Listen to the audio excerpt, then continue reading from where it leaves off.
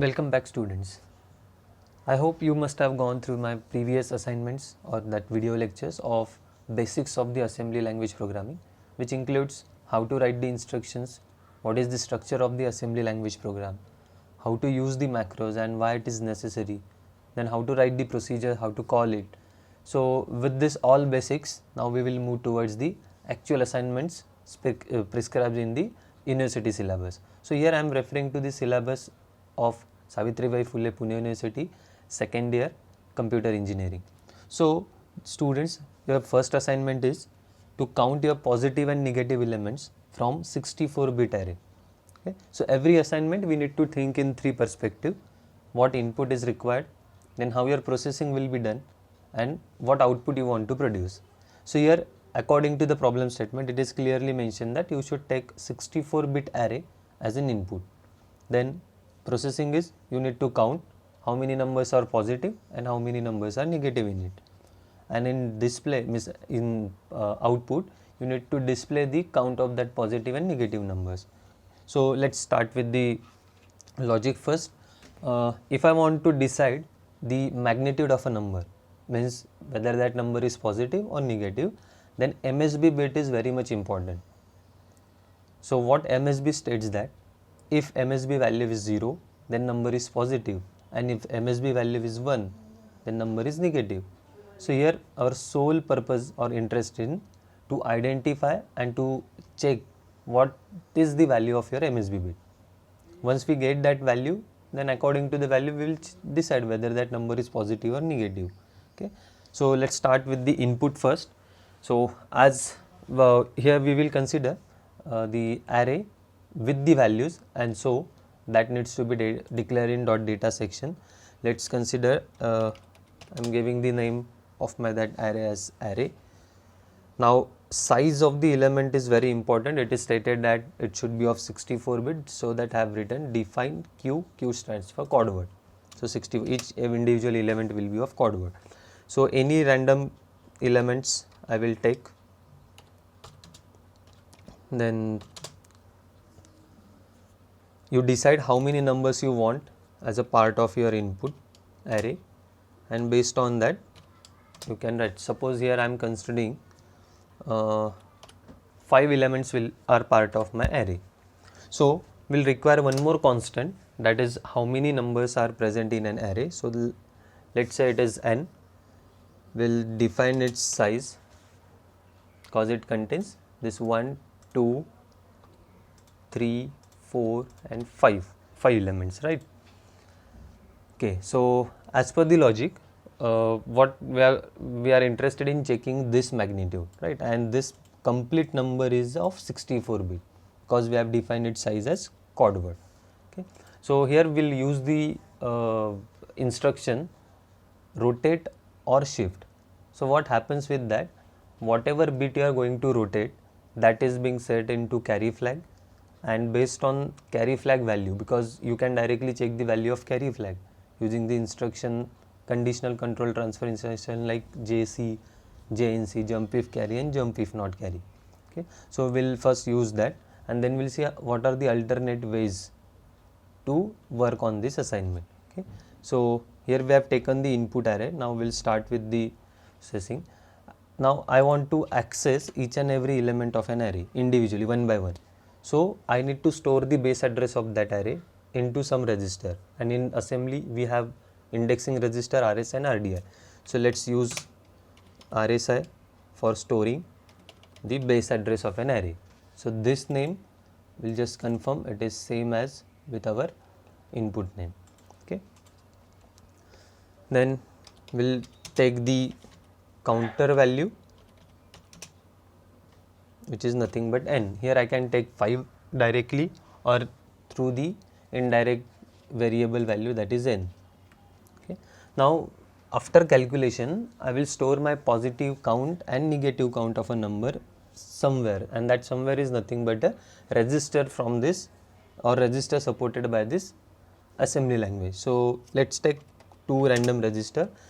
Accumulator will definitely require for shifting purpose. So other than AX, will use whatever other registers we are having with us. So RBX we have, and second we may take RDX, because CX is also used to store the values. Okay. Now after this we need to work on each and every individual element. Okay. So how I can access the element? First I will go to that respective RSI value, refer its value at that RSI and store it into any register, and the register available with us is AX. So what I will do, I will move that number which is pointed or stored by RSI. So what it means, the value at RSI means RSI initially we have pointed to the base address. So value at base address means 0th index value of an array will get stored into RX. The reason I have used RX because this individual element value is code word 64 bit. That's why the register required is of 64 bit. Okay. Then we'll shift it to the left side by 1 bit. So why it is to the left side only? Because MSB, we are interested in MSB, so we need to shift it by only once to the left side and we'll get the MSB value in our carry flag. So after shifting, we can check whether carry is generated or not. So if carry is generated, so I will use the instruction jump if carry. Then we'll go to some, then what we need to do, we need to maintain the count of RDX, and let's say here I am using this RBX for positive count, storing the positive count, and I am using this for negative count. Okay. So if carry is generated, then I need to increment my RDX value. Okay. So jump, where I need to jump, so I will require some label for it. So I will give any label value, suppose this label is negative, and where I need to jump to the negative. Else what I need to do, else we need to increase the count of this RBX. Okay. So what we will do, increase or increment the value of your RBX. Again it will require some label so that it can be uniquely identified. Okay. But again after this positive count increment, this negative or this increment RDX should not execute, and so we need to go this line, 45 number line. So here again I will add one of the label, and after this I can jump to this label. Okay. So jump to this level after incrementing the count. So at a time there will be either increment in RBX or in RDX. Both will not increment, and that should not get increment at a time. Okay. So what we need to do now further we should point to the next number. Now we have worked on 0th index number of an array, so we need to point to the next number. So to point to the next number, what we need to do, we need to increment the RSI. Now RSI, once when you increment by 1, then it is incremented by 1 byte, but our original number is of 64 bit, so we need to increment RSI by 8 times, then only you can point to the next number. So better way is what, directly add this 8 into that RSI, so that what it will do, it will point to the next 64 bit number in an array. Okay. So once you point to the next number, you need to decrement your RCX value, because you have worked on very first number, and till that number is not 0, that RCX count is not 0, we need to repeat our iterations from this, means from taking the first number. So here we'll suppose give the label like back. So jump if not 0 to this back label. Okay. So this is how you will perform that many iterations. Here in our case this 5 times this loop from back to this will get iterate, and you will get a positive and negative number count in RBX and RDX. Once this loop gets over, means once this CX becomes 0, then you will come out of the loop, and now you have your answers available in RBX and RDX. Okay. So for temporary time period, we will store them into some user defined variable. For that we should have that variables declared with us, and as their value is decided runtime, so those variable declaration will be part of your section.bss. So suppose I will take the variables like p count. Okay, so I need to define its size. So here which value I am going to store according to the size needs to be reserved. Okay, so if I reserve bytes, it should be 64, it should be 8 byte. So either I can write in this way, or I have the option of this reserve code word, that is 64 bits one at a time.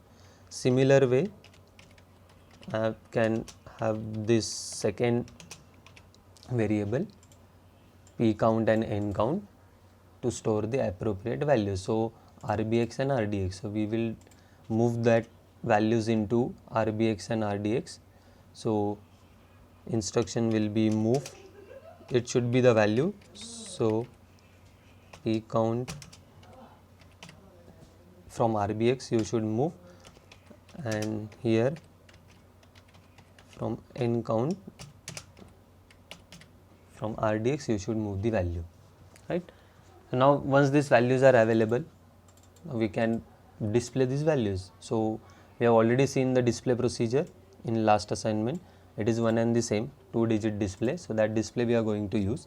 So before display, we should display the message on the output console that the count of positive numbers is and the count of negative numbers is.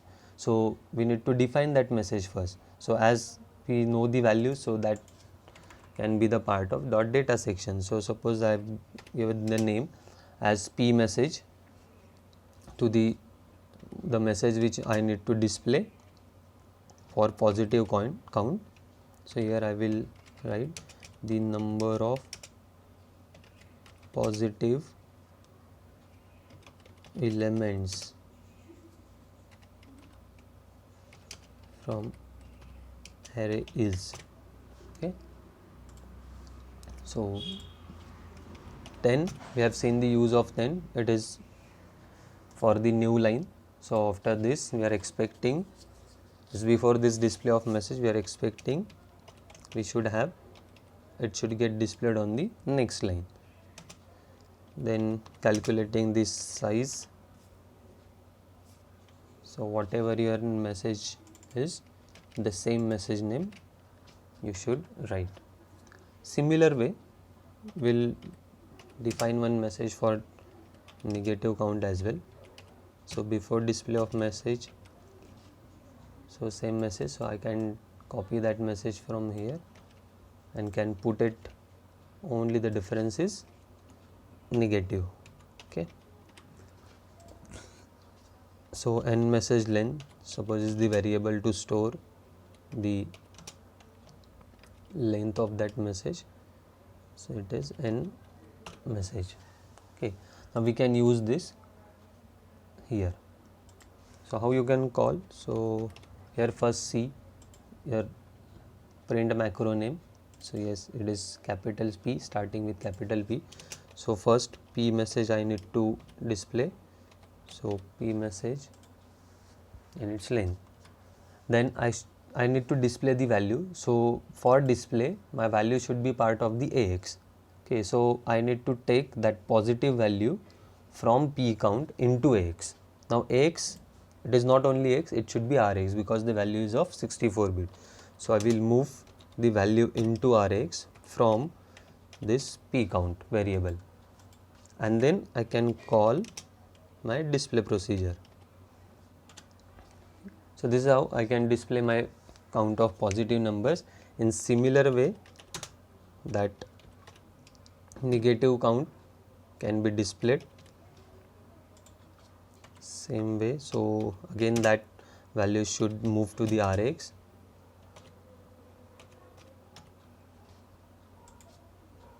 and after that you can call display procedure. Okay, so this is how your two count will get displayed, and then you can come out of the execution mode using macro exit. Now we'll just see whether we are getting the output or not. See the number of positive elements and the number of negative elements, 3 and 2. we have taken that numbers, or now we'll just check 1, 2, 3 numbers are positive, 2 numbers are negative, and we are getting the same output.